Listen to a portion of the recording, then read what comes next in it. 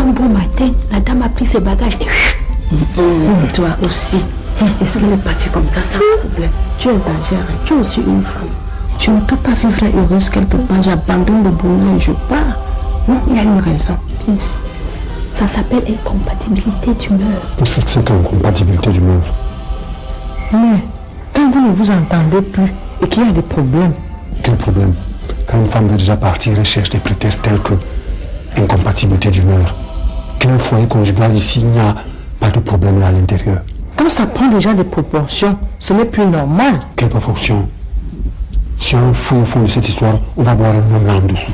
Si tu déranges, pas forcément. Aka, si on a déjà pour nous la tête dehors, elle vient chercher des prétextes comme incompatibilité d'humeur. Qu'est-ce que tu racontes là? Toutes les femmes ne sont pas infidèles. Aka, vous êtes toutes pareilles. Ce qui me choque, c'est le fait qu'elle ait abandonné son enfant. C'est incroyable, inadmissible. Qu'est-ce que tu veux par là dire? Non. Donc tu aurais voulu qu'elle prenne cet enfant pour amener dans son second foyer? Maman qui s'occupe de son fils. Zara a pris une bombe. Le bonne, si elle s'amuse, elle va trouver que la bonne lui a arraché le mariage. Maman, dis-moi, elle est encore jeune? Je ne voulais pas montrer tout à l'heure. Mais vous avez la jeune fille jolie qui est passée là. Elle est fêlée comme ça, comme une mandoline. En tout cas, une beauté qu'aucun homme ne peut résister. Ah oui, il y a vraiment danger, hein? Parce que celle-là, c'est le genre à arracher le mari des autres. Tu parlais sans savoir, ma soeur. Comme elle a une teinte claire là, tu sais que c'est le genre que nous allons chercher là-dedans. Elle n'aura aucun mal à nous séduire. Tenez-vous tranquille, elle ne se prend pas pour rien. Vous avez vu quand elle marchait tout à l'heure là, le petit derrière retroussé comme ça. Je te dis que Yvonne n'a qu'à bien se tenir. C'est une bombe. Elle va arracher son mari. Mais bon, je vais prendre à partir de 45 ans, 50 ans. Hein. Comme ça, il n'y a pas de risque. Maman, qu'est-ce qu'elle va devenir comme son beau-père à moi? Qu'est-ce qu'elle va faire? Madame dit qu'elle a des obligations. Quoi? Je te dis. Des obligations? Des obligations. Si c'était la mienne, je l'aurais filé une colonne de bastonnade et elle ne recommencerait plus. Donc, tais-toi. On t'a dit qu'on fouette encore les femmes maintenant. En tout cas, elles ont encore bien besoin. Mais moi, je sais qu'elles viennent. Vous savez pourquoi? Ils ne sont pas encore divorcés. Et même, quand on est divorcé, rien n'empêche d'aller dans un deuil dans son ex-belle famille. Il y a quand même des relations qui restent. Et ici, il s'agit quand même du beau-père. Oui, c'est vrai, je te comprends. Mais elle viendra quand? Puisqu'il ne reste que demain. Tu ne te comprends. Elle va venir jeudi. D'accord. Jeudi.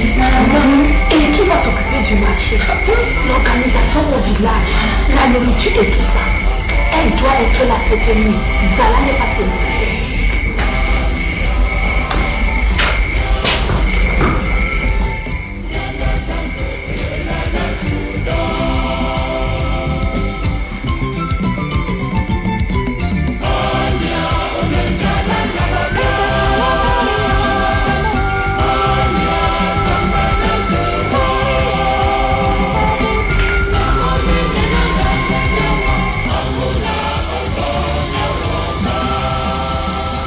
Maman. Voilà le taux que j'ai pu apporter.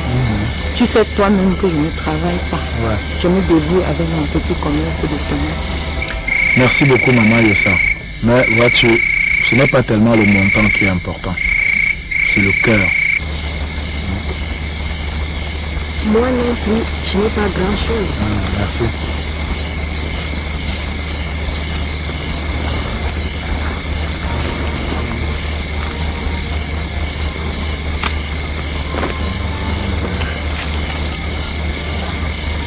Je vous remercie tous.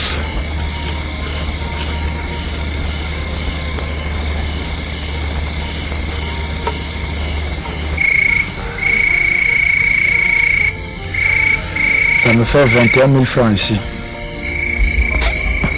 Tout ça même c'est parce que les salaires ne sont pas encore sortis. Sinon ça devait être plus que ça. Tu sais, d'autres personnes vont aussi donner. Oh, tu sais, ne comptons pas dessus. S'ils donnent, c'est bon. Sinon, on va faire avec ce qu'on aura. Oui, effectivement, essayons de voir ce qu'on peut déjà faire avec ce qu'on a dans la main. Bon, vous l'avez vous-même constaté, Yvette n'est pas là. Elle est en séminaire en fou. Et elle ne pourra être là que jeudi matin seulement. Mais on ne peut pas attendre son arrivée pour commencer à faire les courses. Aussi, j'ai pensé que Maman Yossa et Louise pourraient s'en charger, sauf si vous aviez autre chose à faire. Quoi d'autre? J'ai fermé mon comptoir, je suis là justement pour aider. Et toi, Louise? Non, de mon côté, ne t'en fais pas, je suis en congé, alors je suis libre. Parfait. Il faudra donc commencer tôt le matin. Vous aurez un véhicule à votre disposition. J'ai pu obtenir ça d'un ami. Il y a quoi comme course? Essentiellement acheter de la nourriture. Le poisson, le riz, la tomate, bon, les autres histoires de femmes, les condiments et tout le reste. Mais et la viande? Pour la viande, j'ai un ami à l'abattoir. J'irai directement négocier un bœuf là-bas. Un bœuf entier? Oui, ça me reviendra moins cher. Nous allons acheter le vin aussi. Non, je m'en charge. Ma seule préoccupation, c'est le temps. J'aimerais que tout soit prêt avant midi. Midi? Oui, pour pouvoir envoyer ça avant. C'est ce que j'allais dire. Si on attend jeudi matin pour amener tout ça, c'est trop juste. Et il faut que les femmes commencent à faire la cuisine dès demain. Tu as raison, d'autant plus qu'on ne pourra même pas conserver toutes ces provisions ici. Azam, je trouve qu'il n'est pas prudent de parler de finances la nuit comme ça. On réglera donc ça le matin.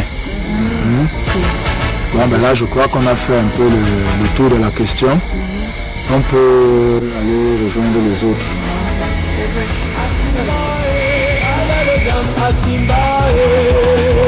Asimba, oh,